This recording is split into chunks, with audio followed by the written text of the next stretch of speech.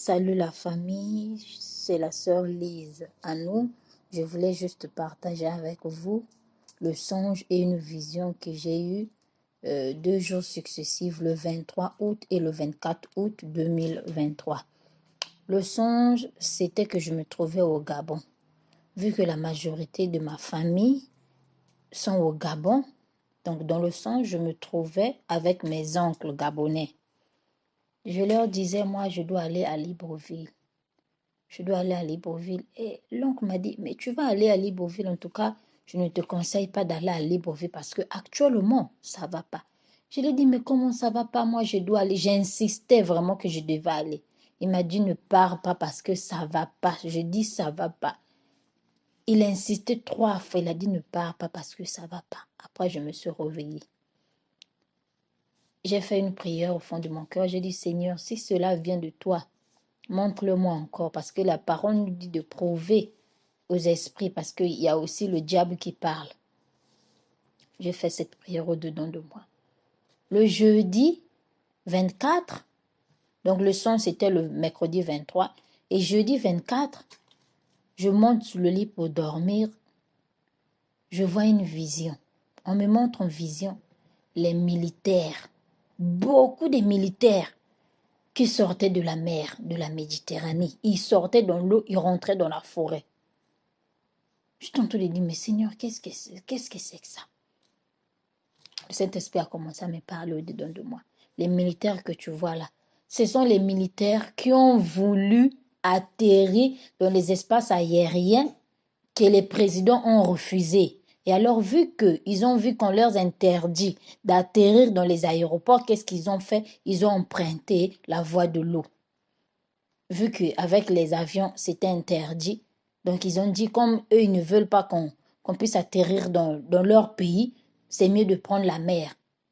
Donc, ils étaient dans l'eau, dans les bateaux, ils étaient en train de descendre dans les bateaux pour rentrer dans la forêt et pour commencer à bombarder. Bien-aimés dans le Seigneur, je voulais attirer l'attention de toute personne qui est africain. Africains, levons-nous pour prier pour l'Afrique. Parce que nous sommes au temps de la délivrance de l'Afrique. Les 400 ans de l'esclavage sont finis. Réveillons-nous la jeunesse, s'il vous plaît. Les militaires vont faire leur travail. L'Église va faire son travail. Nous aussi, les frères et sœurs, faisons notre travail. Levons-nous dans la prière. Bien sûr que le sang va couler, mais c'est pour la libération de l'Afrique. Parce que l'Éternel lui-même est descendu pour libérer l'Afrique. L'Éternel est descendu pour libérer l'Afrique, la famille. Levons-nous dans la prière, soutenons les militaires qui sont en train de combattre dans la prière. Mettons Dieu devant et l'Éternel va agir. Bien-aimé, regardez Esther, là où elle était dans son palais. Son oncle est venu lui dire, si tu ne te lèves pas pour parler au roi, on va nous tuer tous. Et ne crois pas qu'on va t'épargner parce que toi aussi tu es hébreu, tu es juif, on va te tuer. Ne te dis pas que parce que tu es dans la maison royale qu'on va t'épargner. Lève-toi pour aller dire au roi qu'on veut nous tuer. Qu'est-ce que Esther a fait? Elle a appelé tout le monde, tous les employés, tout le monde qui travaillait avec elle. 3 jours de jeûne pour son peuple. Bien-aimé dans le Seigneur, levons-nous pour l'Afrique pour prier. Ceux qui ont les armes vont combattre avec les armes. Mais nous allons combattre avec les armes spirituelles qui est la prière. Parce que si nous mettons Dieu devant, il ne va pas nous abandonner. Ouvrons les yeux, ouvrez les yeux, frères et sœurs. Le Saint-Esprit est descendu. Dieu est là en Afrique. Il est descendu pour combattre à notre place. Et nous levons-nous dans la prière. Afin que l'Éternel écoute nos prières. Afin que l'Éternel écoute nos cris et qu'il essuie nos larmes. 400 ans de l'esclavage, c'est beaucoup. Et c'est fini. Nous sommes à la terme de l'esclavage. Levons-nous, s'il vous plaît, la jeunesse. Sortons un peu de la distraction. Prions pour l'Afrique. Et ça a commencé au Niger. Maintenant, actuellement, c'est au Gabon. Et c'est toute l'Afrique qui sera nettoyée. C'est toute l'Afrique qui sera nettoyée. Ceux qui vont résister, l'Éternel va les frapper. Bien-aimés, levons-nous dans la prière afin que nous soyons tous vainqueurs.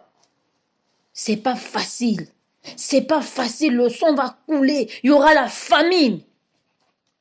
Bien-aimés, saisissons cette chance que l'Éternel nous a donnée. Saisissons-la, s'il vous plaît. Saisissons cette opportunité que l'Éternel nous a offerte. Ouvrons les yeux.